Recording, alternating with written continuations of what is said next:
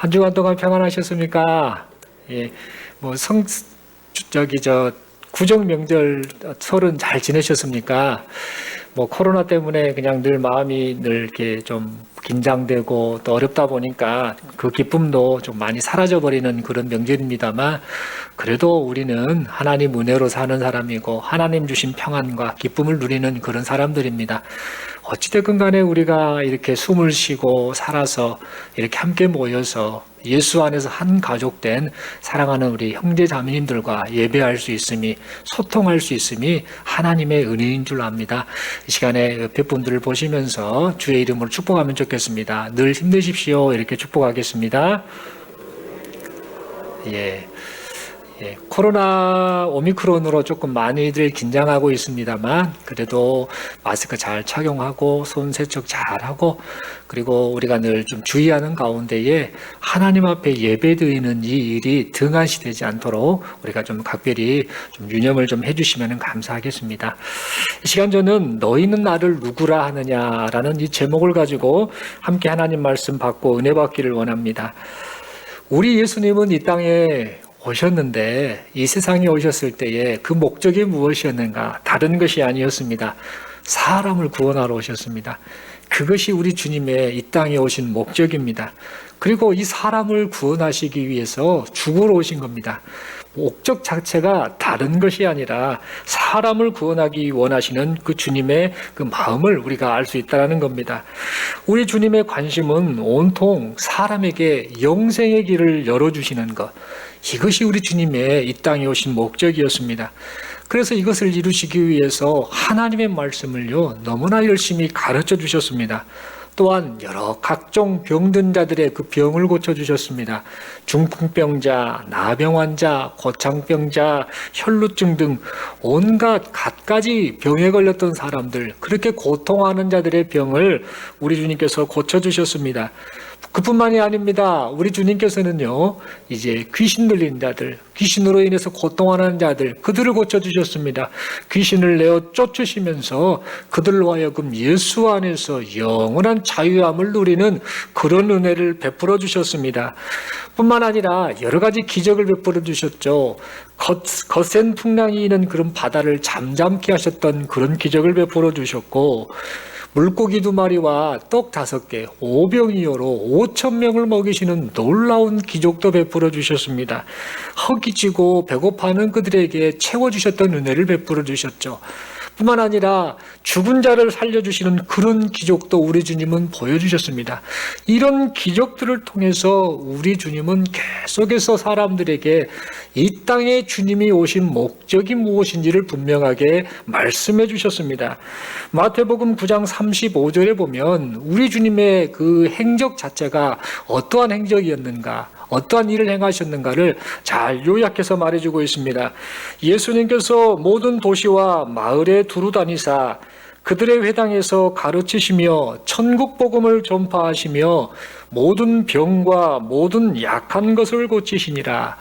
우리 주님이 가는 곳곳마다 병 고침이 나타났고, 우리 주님이 가시는 곳곳마다 약한 것이 고쳐지고 하나님의 나라가 선포되고 희망이 없었던 자에게 희망이 되살아나는 그런 놀라운 역사가 나타났던 겁니다. 왜 그런가?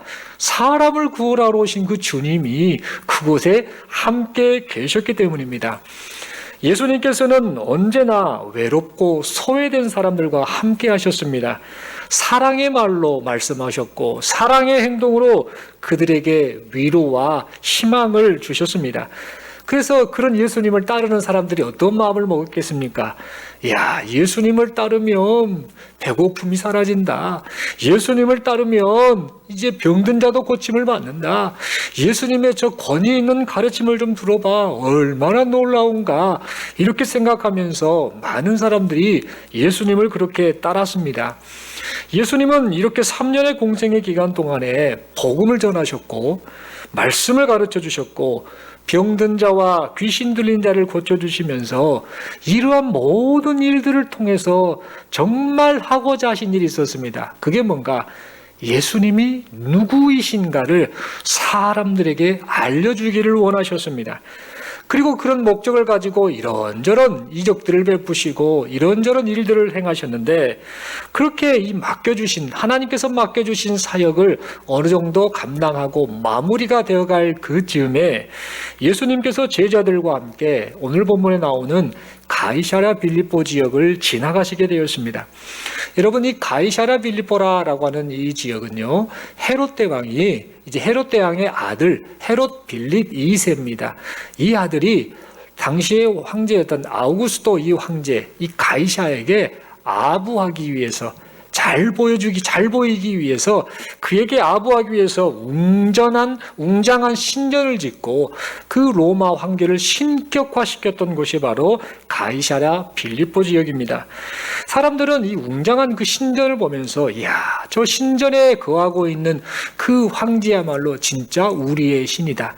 그래서 가이사는 주님이십니다 라는 그런 고백을 하는 그 사람들의 고백이 나타났던 그 지역이 바로 가이사랴 빌립보 지역입니다.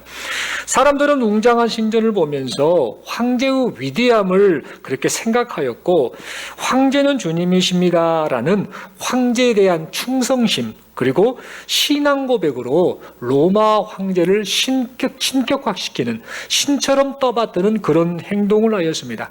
당시 많은 사람들 가운데에 그런 의식들이 늘 있었고, 그런 것이 바로 그 당시 시대의 사조였습니다.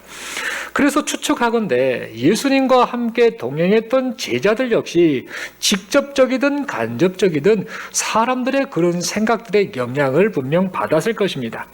그래서 그들 역시 가이사랴 빌립보를 지나면서 저 멀리 보이는 웅장한 으리으리한 그 신전, 황제 신전을 보면서 그 신전 앞에 압도당하여서 형언할 수 없는 경이로움에 빠져들었을 것입니다. 그런데 그때 그 상황에서 예수님께서 제자들을 향하여 물으셨습니다. 사람들이 나를 누구라고 하느냐? 우리 주님께서 뜬금없이 그렇게 물어보셨습니다만 사실 뜬금없는 질문이 아닙니다. 이것은 이제 공생애의 3년의 사역을 거의 마무리할 즈음에 이 사람들이, 그리고 제자들이 진정 나를 바르게 알고 믿고 고백하는가를 확인코자 하는 그런 목적을 가지고 이렇게 물으셨던 겁니다. 예수님께서 사람들이 나를 누구라 하느냐라고 이렇게 물어보실 때에 제자들은 사람들에 대한 지금 인기를 엄청 잊고 계시는 예수님, 이 예수님에 대해서 사람들이 이렇게 평가하대요 라고 하면서 대답을 합니다. 사람들이 그러는데요, 예수님은 세례 요한이랍니다. 예수님은 엘리야 선지자랍니다. 예수님은 예레미야 선지자랍니다. 또한 선지자 중에 한 명이라고 합니다 라고 이렇게 대답을 합니다. 여러분, 제자들이 지금 사람들이 그렇게 말하대요 라고 했던 이 말은요, 사실 예수님을 향한 엄청난 칭찬의 말이었습니다. 여러분 알고 계시듯이 세례 요한이 누구입니까? 메시아가 오실 길을 예비하는 사람이었고, 이제 이 사람은 경건한 삶을 살았던 그런 그 대명사와 같은 사람이었고, 또 그래서 사람들에게 많은 칭송을 받았던 그런 인물이 바로 세례 요한입니다. 또한 엘리야가 누굽니까? 엘리야는 구약의 많고 많은 선지자들 중에 능력의 선지자로서 알려진 그런 인물입니다. 갈멜산에서 바알 선지자, 아세라 선지자 총 해서 850명의 이 사람들과 영적 전투를 벌였던, 혼자서 그것을 이겨냈던, 하나님의 능력으로 그것을 이겨냈던 사람이 바로 엘리야 선지자입니다.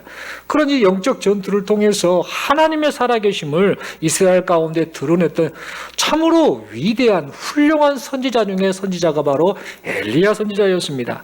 그리고 예레미야 선지자가 누굽니까? 남유다여 회개하고 돌아오십시오. 하나님의 심판이 있습니다.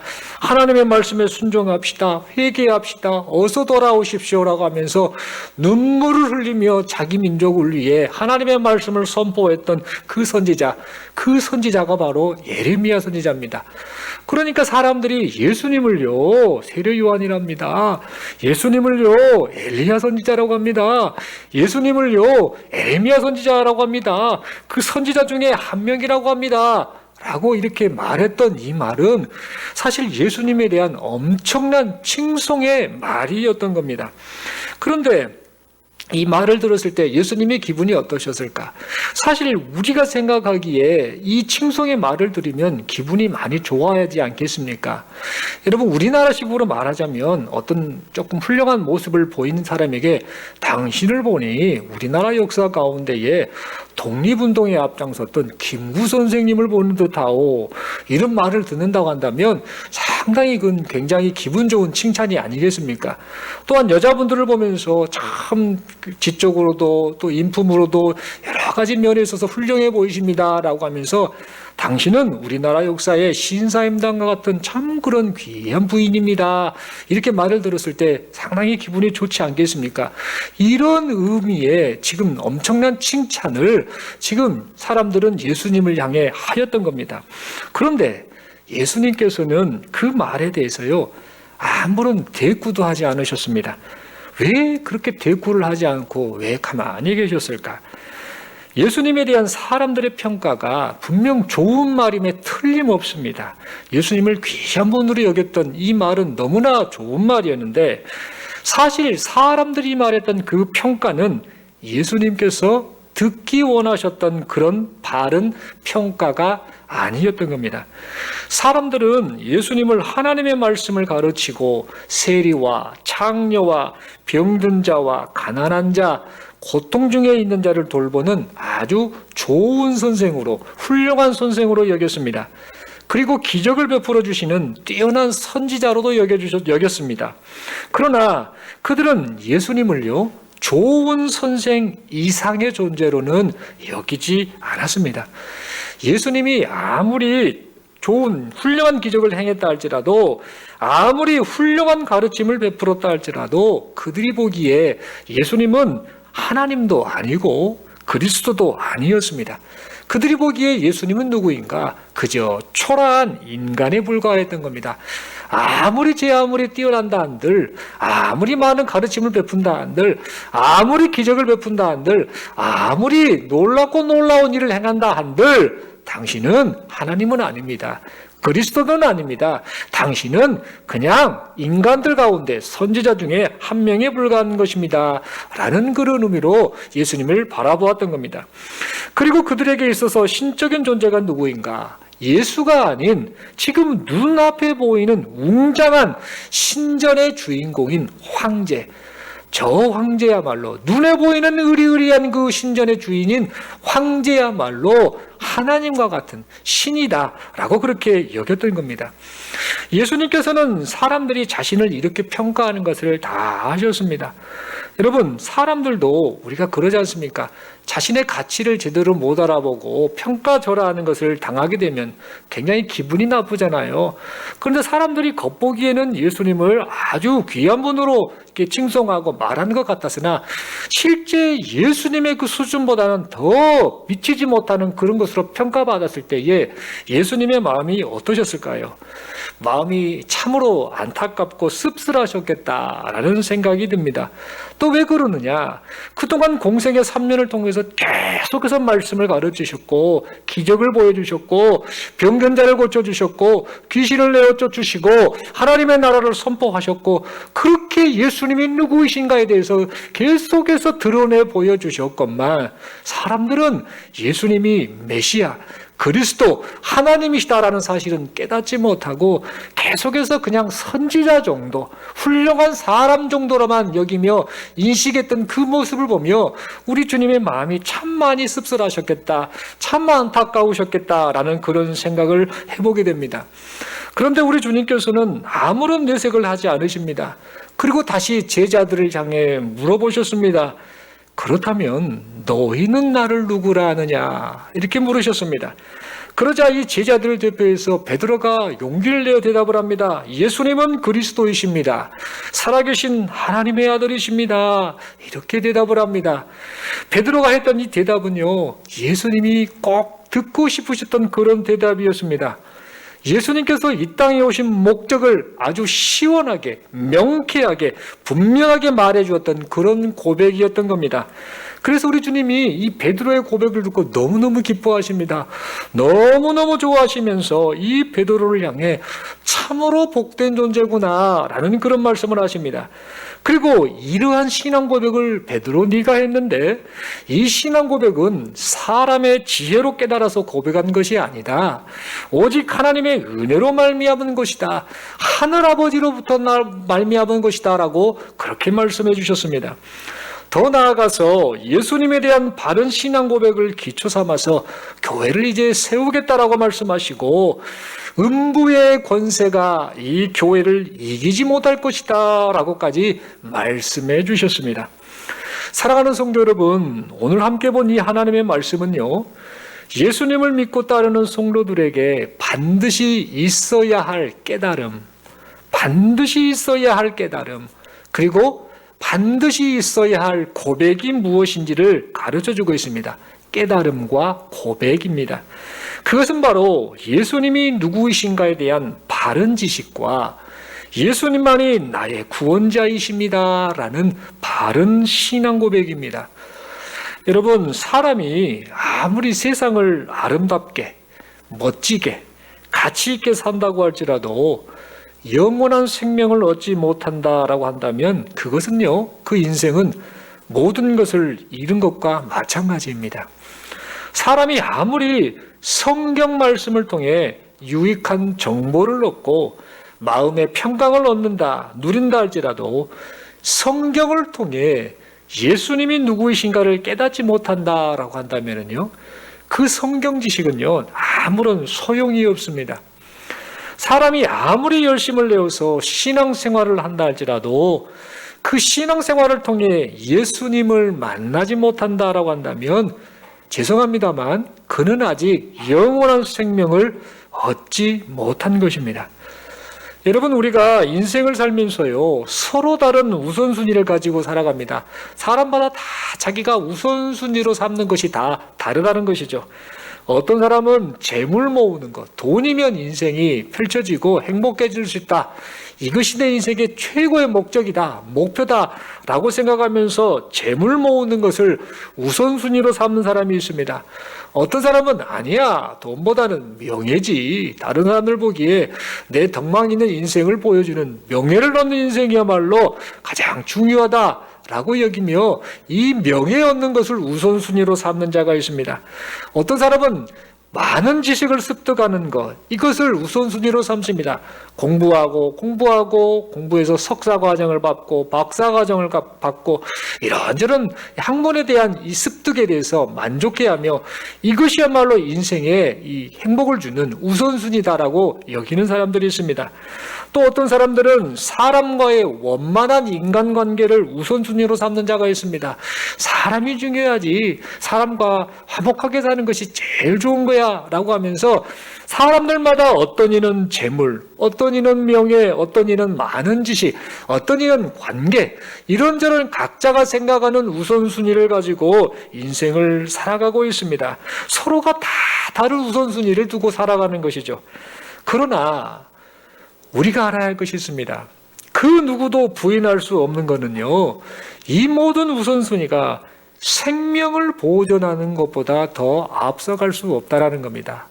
생명을 보존하는 것이 인생에 있어서 가장 우선시 되어야 한다는 사실이죠. 여러분 생각을 해보십시오. 살아있어야 재물이 중요한 거 아니겠습니까?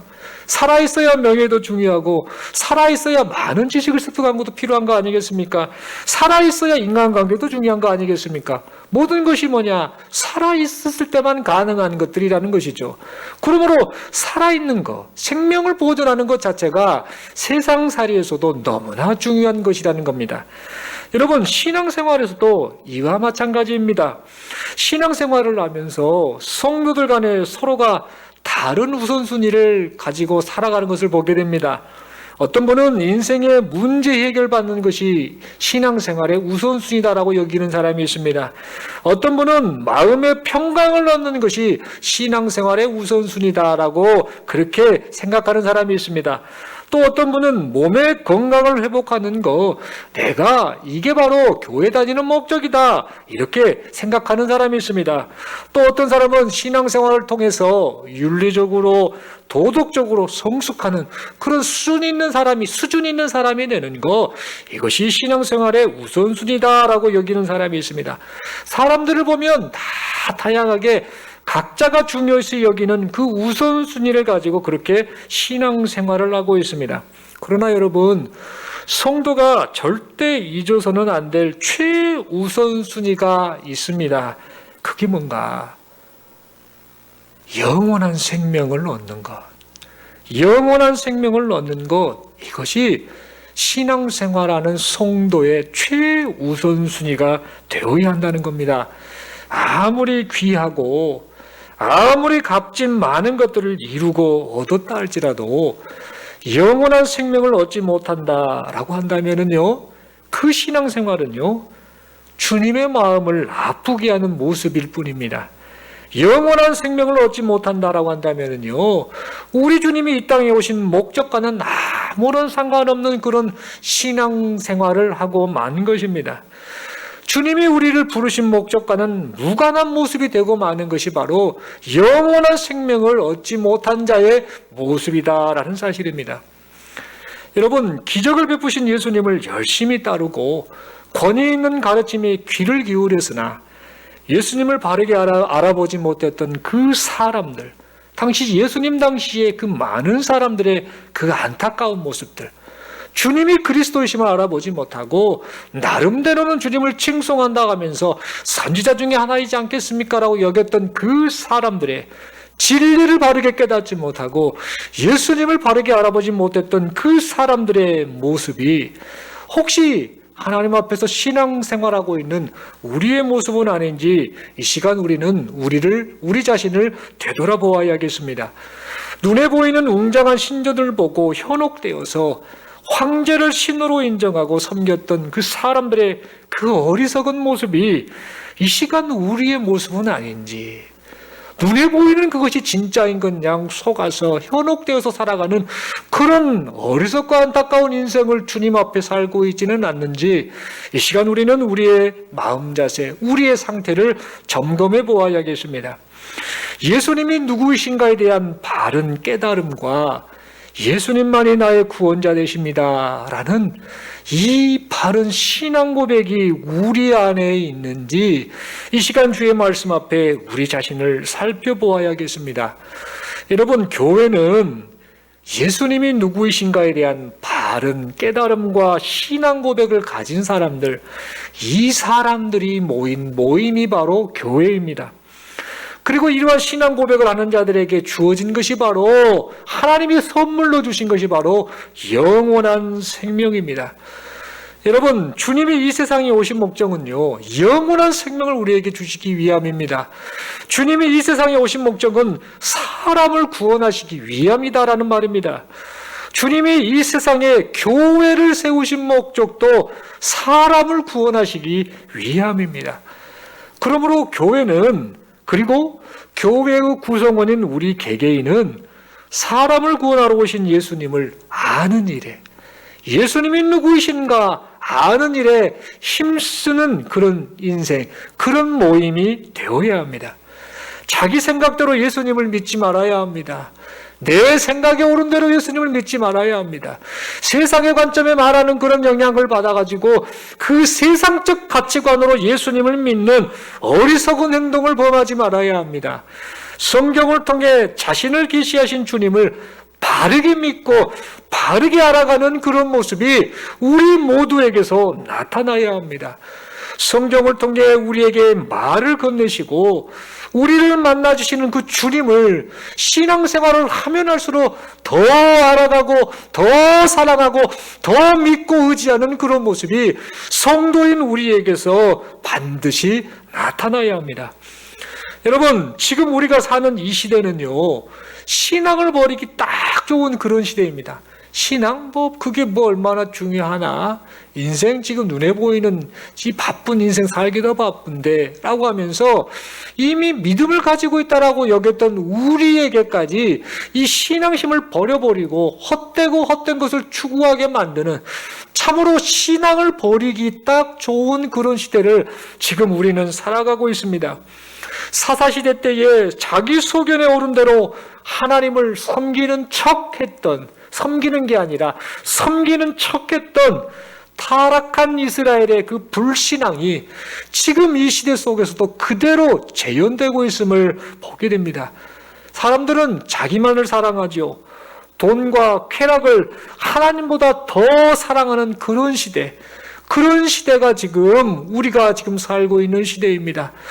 눈에 보이지는 않으시나 살아계셔서 역사하시고 세상 만물을 주관하시고 세상 역사를 주관하시고 사람을 멸하기도 하시고 살리기도 하시는 그 하나님을 하나님으로 여기는 것이 아니라 눈에 보이는 것, 내 인생의 현세의 삶 속에서 만족을 주는 여러 다양한 것들을 하나님처럼 여기고 살아가는 그런 시대를 지금 우리는 살아가고 있습니다. 이런 모습에 대해서 디모데후서 3장 2절, 3절, 4절 말씀은 이렇게 말씀합니다. 사람들이 자기를 사랑하며 돈을 사랑하며 자랑하며 교만하며 비방하며 부모를 거역하며 감사하지 아니하며 거룩하지 아니하며 무정하며 원통함을 풀지 아니하며 모함하며 절제하지 못하며 사나우며 선한 것을 좋아하지 아니하며 배신하며 조급하며 자만하며 쾌락을 사랑하기를 하나님 사랑하는 것보다 더하며 라고 이렇게 말하고 있습니다. 이 말씀대로 지금 우리가 살고 있는 이 시대가 참으로 이런 부끄러운 그런 죄악을 범하는 그런 시대인 것 같습니다. 그래서 디모데후서 3장 5절의 말씀처럼 경건의 모양은 있습니다.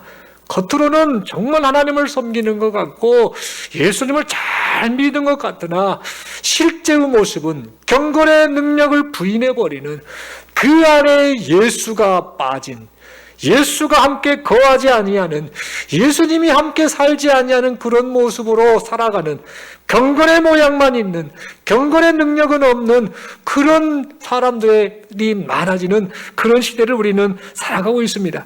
그래서 참으로 참된 신앙인을 찾아보기가 참 어렵구나라는 것을 우리는 느끼게 됩니다. 이런 모습이다 보니까 오늘 본문에서 말씀하셨던 예수님께서 이런 말씀하셨지 않습니까? 교회를 음부의 권세가 이기지 못한다. 절대 이 진리를 무너뜨리지 못할 것이다. 이 음부의 권세가 그렇지 못할 것이다 라고 말씀하셨는데, 지금 이 시대의 상황을 보면은요, 교회와 성도 개인이 이 음부의 권세에 의해서 마치 농락을 당하고 있지는 않는가. 여기에 생각이 빼앗기고 여기에 휘둘려서 믿음도 잃어버리고 이리저리 휩쓸려 다니고 있지는 않는가, 그런 생각을 해보게 됩니다. 여러분, 어찌하여서 이런 일이 일어나게 되었을까요? 그 이유는 바로 예수님에 대한 바른 신앙 고백이 성도에게, 그리고 성도들의 모임인 교회에서 사라져가고 있기 때문입니다. 하나님께서 성경을 통해서 그토록 예타게 말씀하시는 구원자이신 예수님, 영원한 생명을 얻도록 길을 열어주시는 그 예수님을 바르게 알고 믿는 일에 우선순위를 두기보다는요, 눈에 보이는 현실의 만족과 번영에 우리의 생각과 눈이 온전히 팔려있기 때문입니다. 그러다 보니까 교회가 힘을 잃게 되고 성도가 변질되고 이리저리 흔들리는 안타까운 모습이 계속해서 나타나고 만 것입니다. 그래서 정작 만나야 할 구원자 예수님을 만나지 못한 채 그저 종교활동으로 이렇게 신앙생활을 하는 그런 사람들이 많아지고 있다는 사실입니다. 그 결과 죽어가는 영혼을 구원하라고 교회를 세워주셨는데 교회마저 생명력을 잃고 세상의 가치관을 따라가다가 세상에서 조롱거리가 되고 있는 그런 시대, 그 현실이 바로 지금 우리가 지금 직면하고 있는 이 상황입니다. 여러분, 이러한 문제가 왜 나타났는가? 그 근본 원인이 무엇인가?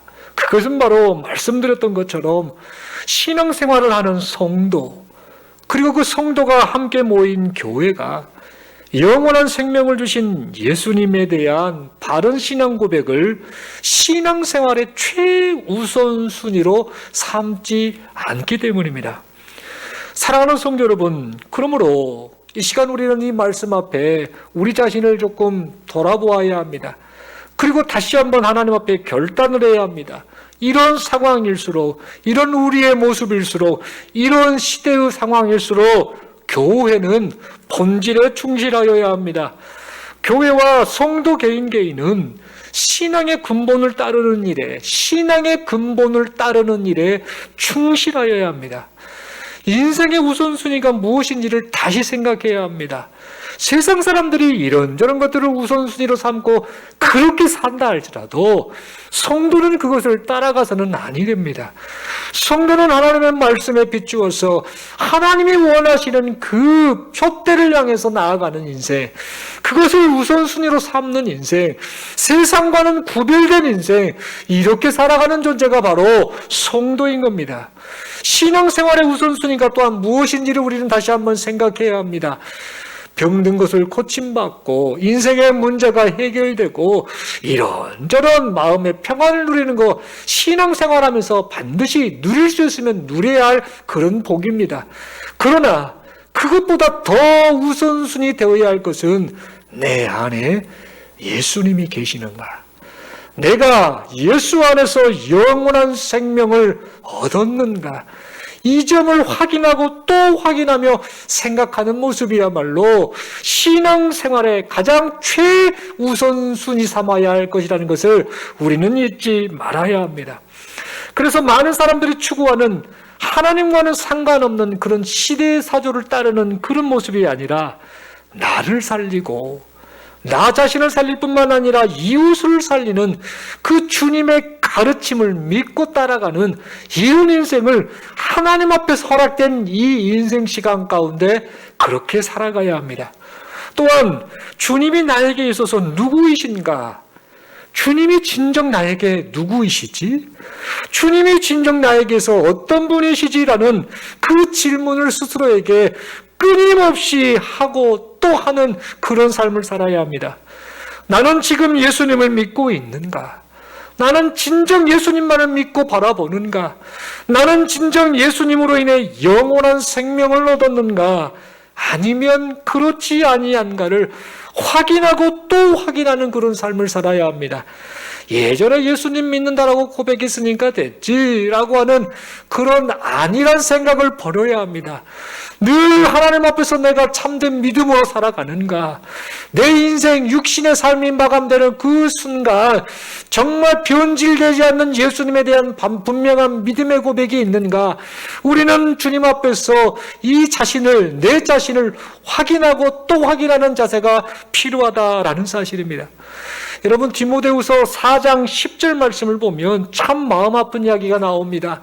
바울이 그렇게 이제 이 디모데에게 쓴 편지 내용 가운데에 안타까운 말을 합니다. 데마에 관한 이야기를 하고 있지요.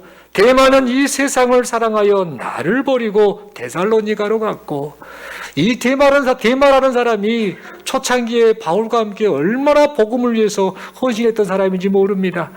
정말 믿음으로 살았던 그런 사람으로 보여졌습니다.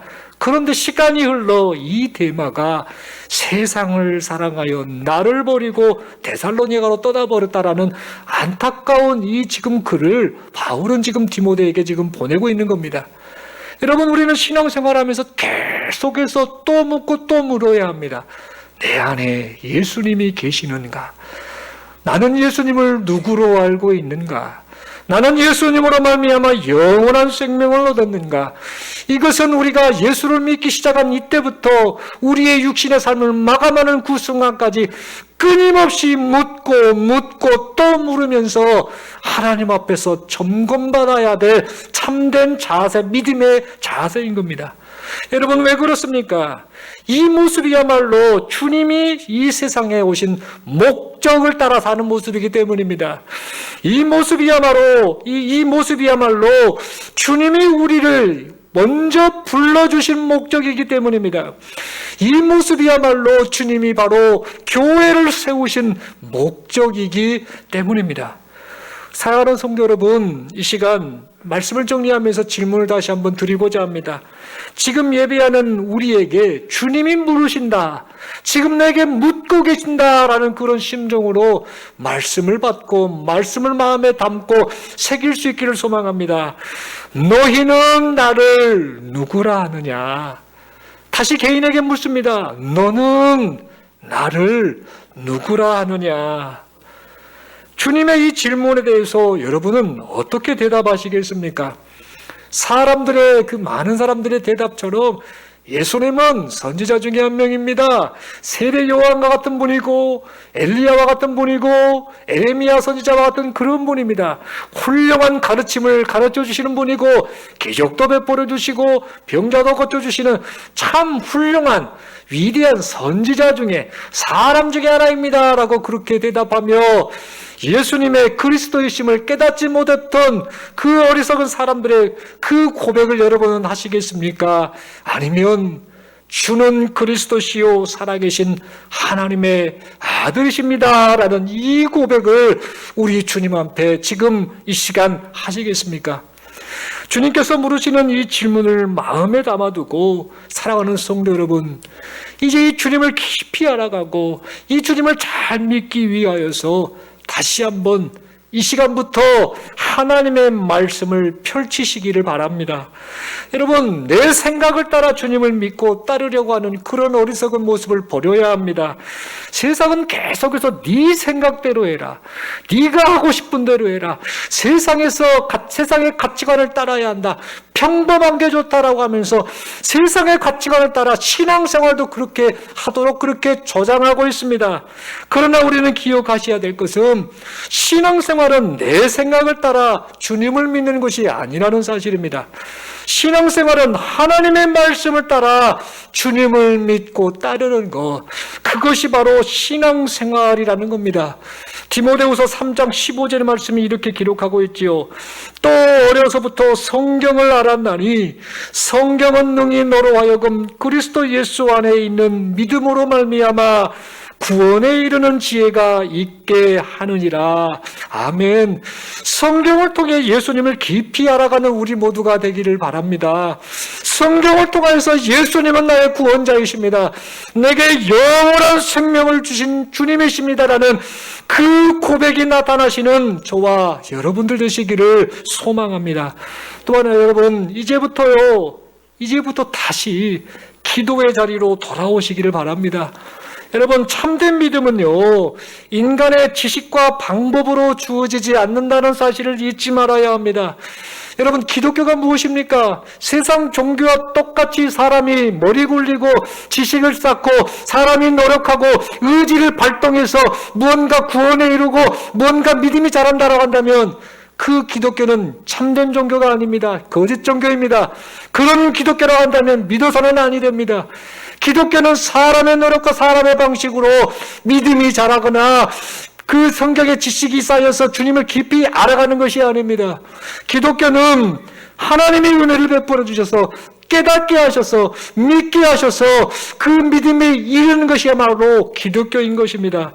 사랑하는 성도 여러분, 기독교를 인간 노력의 종교로 취급하지 않기를 바랍니다. 여러분, 특별히 이를 위해서 기도하는 일에 힘써야 합니다. 기도의 자리로 돌아와야 합니다. 여러분, 제가 태국에 있을 때 성도님들을 보면서 느꼈던 것이 있습니다. 태국 사람들도 상당히 유식합니다. 많이 배웠습니다. 요즘 분위기는 박사들도 엄청 많습니다. 어디 가서 명함도 못 내밉니다.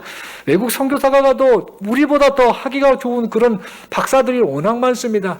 그런 성도들을 보면서 느꼈던 게 뭔가, 다들 그렇지는 않습니다만 제가 섬겼던 그 교회 가운데 이 성도들을 보면은요, 말씀을 듣는 척 합니다. 듣는 것 같습니다. 그리고 알아먹었다라고 합니다. 그런데 문제는 뭐냐, 이 하나님의 말씀을 배운 것을 그저 믿음으로까지 자라가는 모습이 아니라 신념의 근거, 자기 인생을 살아가는데 가치관이 되는 신념의 근거로만 여긴다라는 겁니다. 기도를 잘 안 합니다.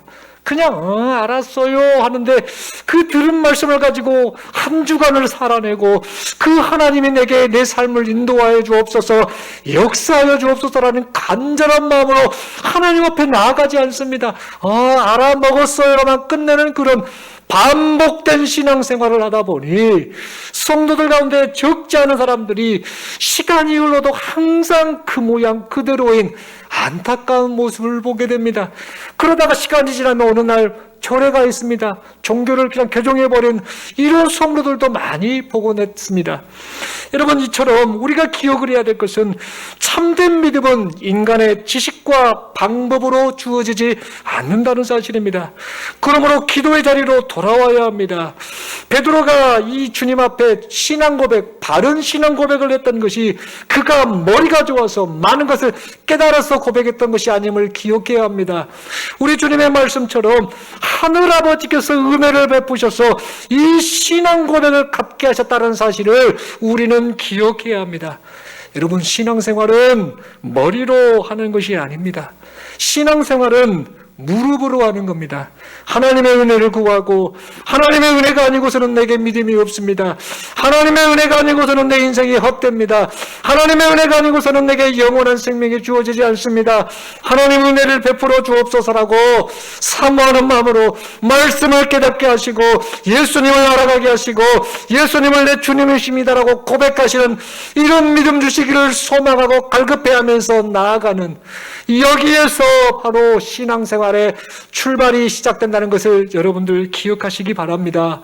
기도할 때에 만나주시는 하나님, 기도할 때에 은혜 베풀어 주시는 하나님을 사랑하는 성도들 모두가 일평생 경험할 수 있기를 간절히 바랍니다. 그리하여서 예수님에 대한 바른 신앙 고백을 하는 자에게 주시는 무엇입니까? 영원한 생명. 여러분, 이거면 되지 않겠습니까? 영원한 생명. 예수 믿는 사람은 사실은 무소유 이런 불교에서 말하는 그것보다 저는 역으로 욕심이 많은 사람이라고 생각이 듭니다. 어떤 욕심입니까? 세상의 욕심이 아닙니다.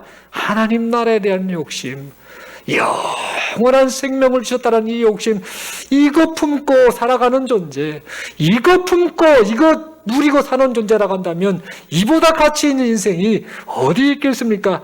이것저것을 다 놓칠 수 있다 한다 하더라도 영원한 생명을 우리가 얻었고 누릴 수 있다라고 한다면 이보다 값진 인생이 어디 있겠습니까? 사랑하는 성도 여러분, 그러므로 오늘 우리는 이 말씀 앞에 예수님이 누구이신가? 내게 있어서 어떤 분이신가? 예수님을 나는 나의 구원자로 믿고 있는가? 돌아볼 수 있기를 간절히 바랍니다. 그리하여서 이런 신앙 고백을 통하여서 우리가 영생을 누리고 우리와 함께하는 교회 공동체가 영생을 드러내고 그 결과 우리와 함께하는 많은 이웃들에게까지 영원한 생명이 전달되는 놀라운 역사가 나타날 수 있기를 간절히 바랍니다. 여러분, 마지막으로 한 번 더 질문을 드리겠습니다. 이 시간에 주님이 하신 음성이다 생각하시고 마음에 가만히 한번 들으시고 주님 앞에 속으로 대답하셨으면 좋겠습니다. 너는 나를 누구라 하느냐? 너는 나를 누구라 하느냐? 이 질문 앞에 여러분의 그 진실한 마음을 담아서 고백하고 이 신앙 고백이 우리의 일평생 동안 나타나시는 저와 여러분들 되시기를 소망합니다. 기도드리겠습니다. 하나님 아버지, 은혜를 감사합니다. 신앙생활하면서 여기까지 온 것이 하나님의 은혜입니다. 하나님 아버지, 신앙생활을 하면서 우리가 가장 최우선으로 두고 살아야 할 것이 무엇인가를 생각해 보게 됩니다.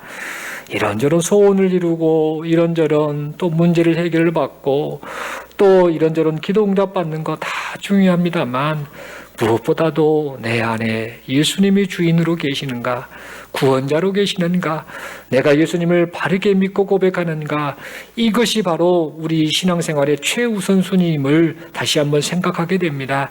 말씀을 통하여 주님을 깊이 만나게 하시고, 말씀을 통하여 주님을 더 깊이 알아가게 하시고, 말씀을 통하여 우리 주님을 더 뜨겁게 사랑하며 더 잘 믿는 우리 모두가 되게 하여 주시옵소서.